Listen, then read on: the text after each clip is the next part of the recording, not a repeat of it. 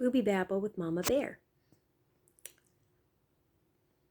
I think it's very underestimated how difficult it is to get children out of the house in a timely fashion. Even just one child is difficult. Now multiply that times four.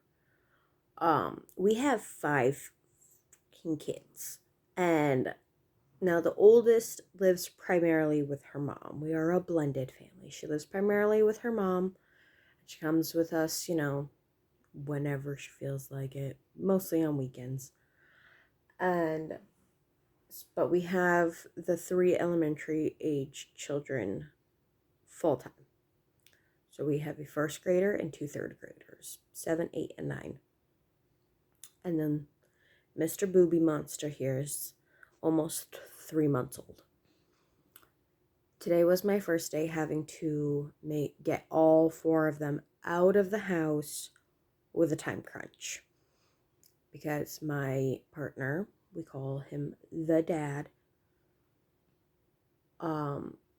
left for work at 7:30 this morning, and the bus comes at 8:10. So I finished feeding the baby, and now I'm like frantically packing lunches. And I was like, okay, T, who's 9, go get sides, like go get applesauce, oranges, whatever. Put him in the lunch boxes because he's always the first one ready. He's always dressed and teeth brushed and ready to go out the door. He's the most self-sufficient out of the four of them. I mean, he's not very self-sufficient yet.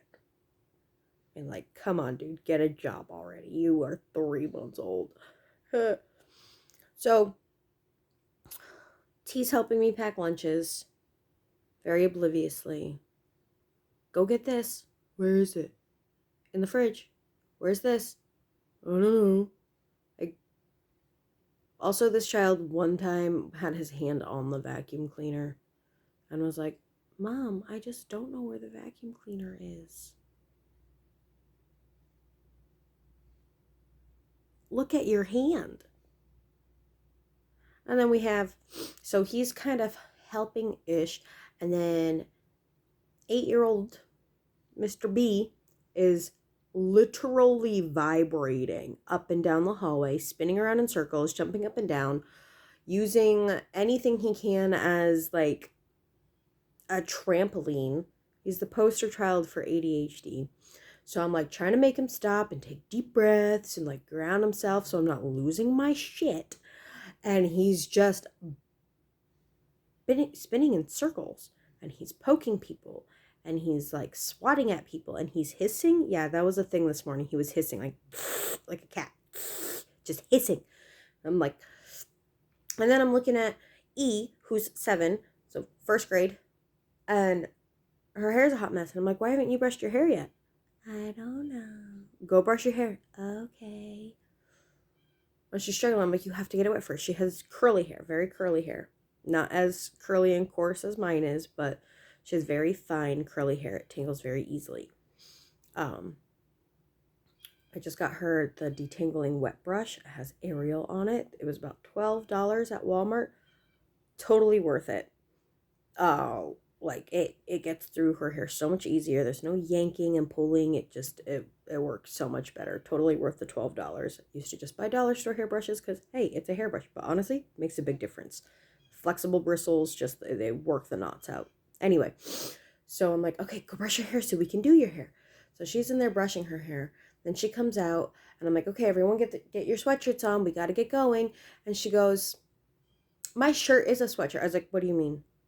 My shirt is a sweatshirt. I was like, are you wearing a shirt underneath your sweatshirt?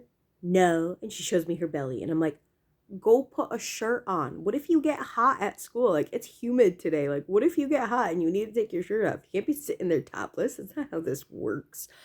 So she goes in and is changing. And I'm like, trying to juggle. And then T is like, oh, I'll help you put all this stuff away, like the milk and the bread and the peanut butter. I was like, I will take care of it when you guys get on the bus. Like, we need to go. Like, we need to go now.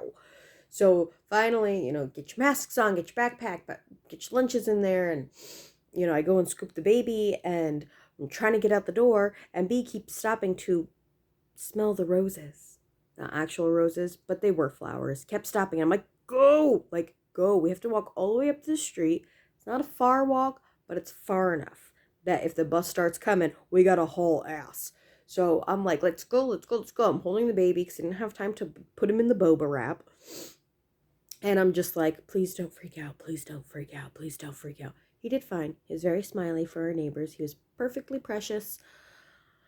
And I mean, I think having him at the bus stop actually kind of tamed these children a little bit. They're all feral. They're feral little animals. And I don't even know how to do it. I feel like I need like a chair and a whip, like, to get them in line. So they get on the bus. I walk down. Go like this. And then I open my eyes and I look at the house. And it's a complete disaster. They all looked presentable. Clean, hair brushed, hair combed. Oh, crap. I don't think T combed his hair. Oh well. He'll look like a damn cockatoo. Whatever. But I'll look around and the whole house looks like it has gone through a tornado. Like, they got diapers on the floor. We cloth diapers. So there's cloth diapers that need to be stuffed on the floor.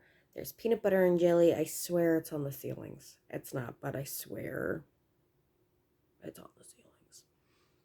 I got the table's cluttered. There's shoes everywhere. The bathroom's a freaking mess. But hey, they are clean. They have clothes on. They have underwear on. And they are at school.